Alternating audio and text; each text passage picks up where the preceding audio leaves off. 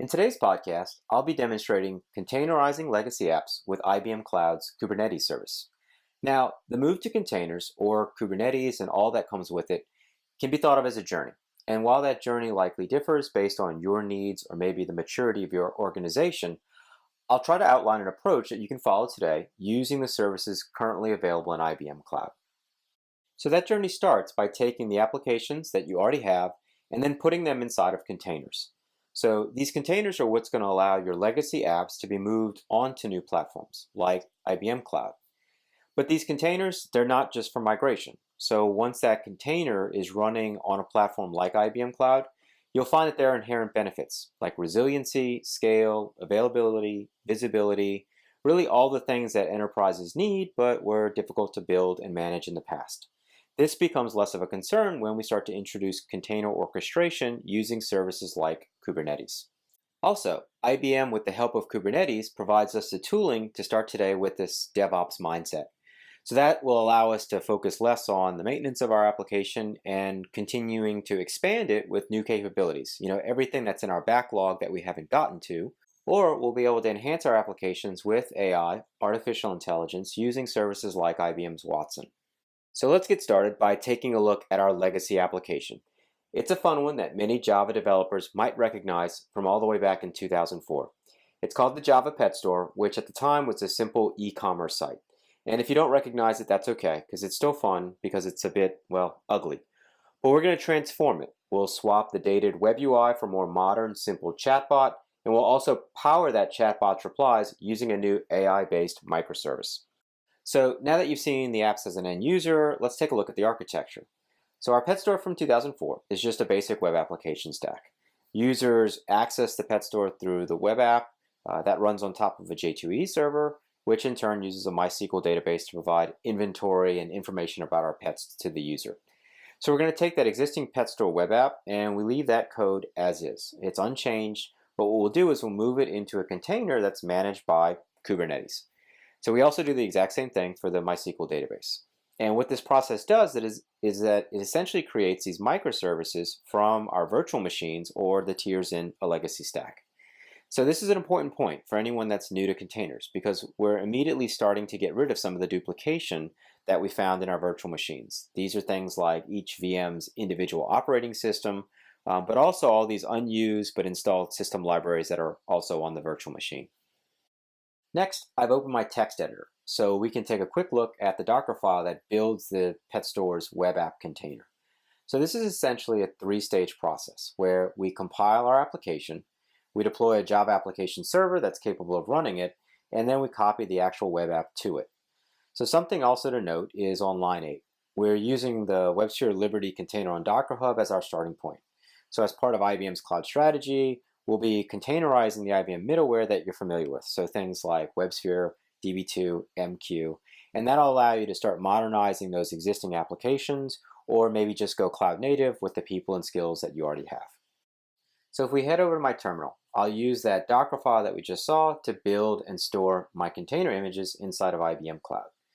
I'll use the command bxcr namespaces to list all the private locations from IBM's container registry, which is where my team stores its containers. I'll then change directory into the Pet Store web app so that I can go ahead and actually build a container. So on the screen, what you'll see is that three-stage process of compiling the app, creating the Liberty application server, and then copying the app to it being executed.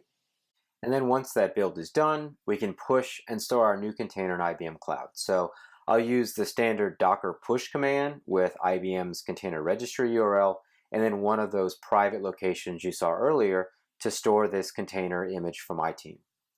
Now, some of the output that you're going to see also just indicates that there weren't any changes since the last time I pushed my container. If this is your first time building, you'll see different behavior.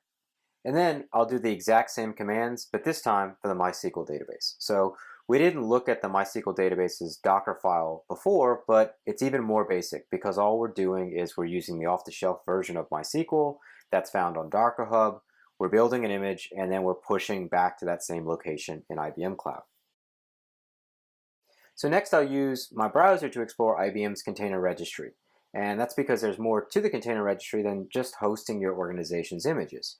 For example, if we look at the MySQL container that we just pushed, the registry is also providing malware detection, deployment policies, vulnerability scanning, and here on the issues page, you can actually see that the container has a do not deploy warning, and that's because of insecure configuration settings.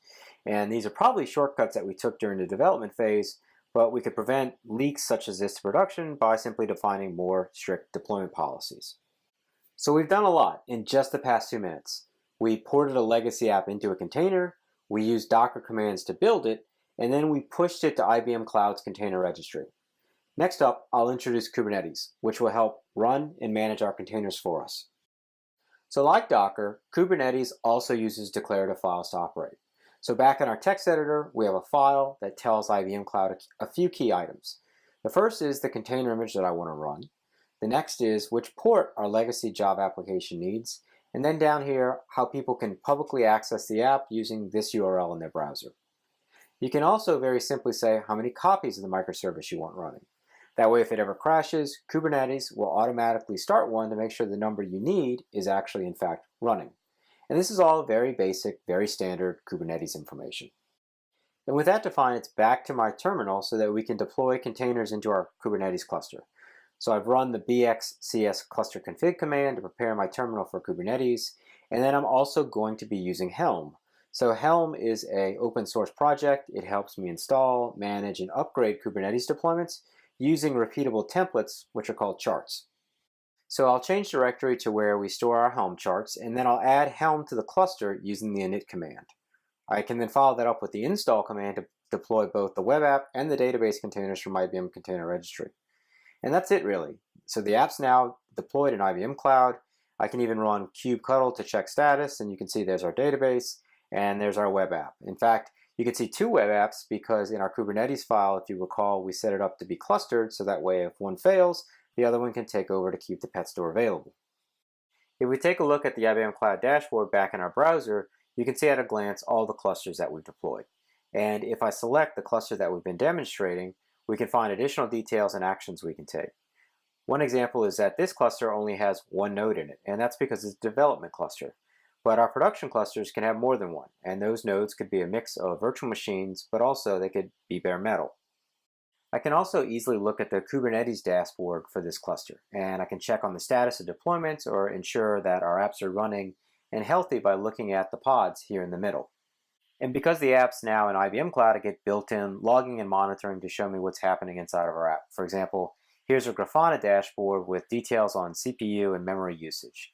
I didn't have to do anything like finding and installing a monitoring agent. It's already available from IBM Cloud. And using the pet store shortcut, we can see that the pet store is now running on IBM Cloud, and that's all a pretty straightforward process.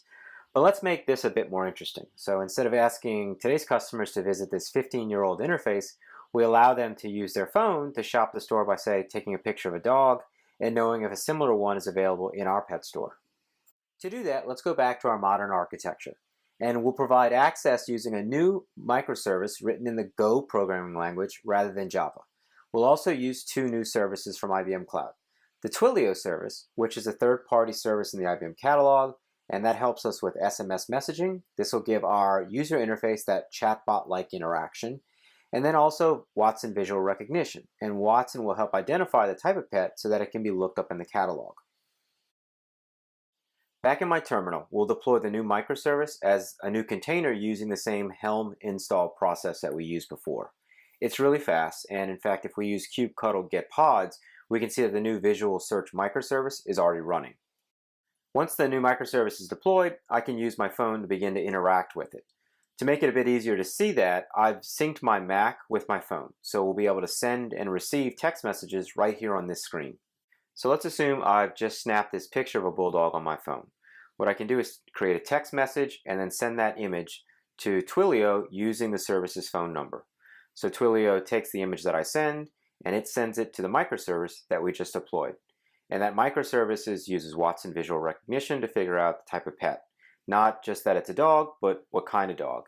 And then finally the microservice goes back to our unchanged 15-year-old app to see what's available in the pet store. And you can see the pet store responds that they do have a bulldog available, and it's a bargain at $18.50. Clearly, we might want to use some of our financial APIs to help adjust that 15-year-old pricing, but everything seems to be working. So let's do another test, and this time we'll send a picture of this Siberian Husky.